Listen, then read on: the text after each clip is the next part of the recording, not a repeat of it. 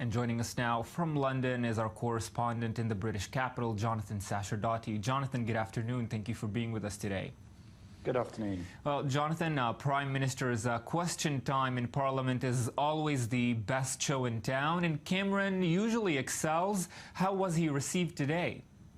He seemed in very good spirits, actually, calm, contemplative about his time in office, and perhaps a couple of times trying to set what he believes his legacy should be. Because remember, he had hoped to have a couple of months yet in which to have a sort of farewell tour, firming up all the things he'd like to be remembered for, rather than just being the Prime Minister who helped Britain to leave the European Union.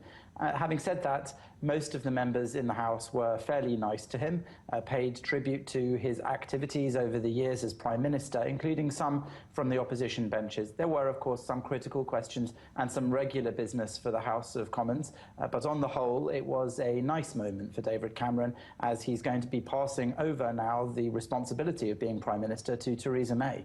And looking ahead to the past few hours, Jonathan, the handover of power in the UK is usually done very quickly. What can we expect in the coming hours?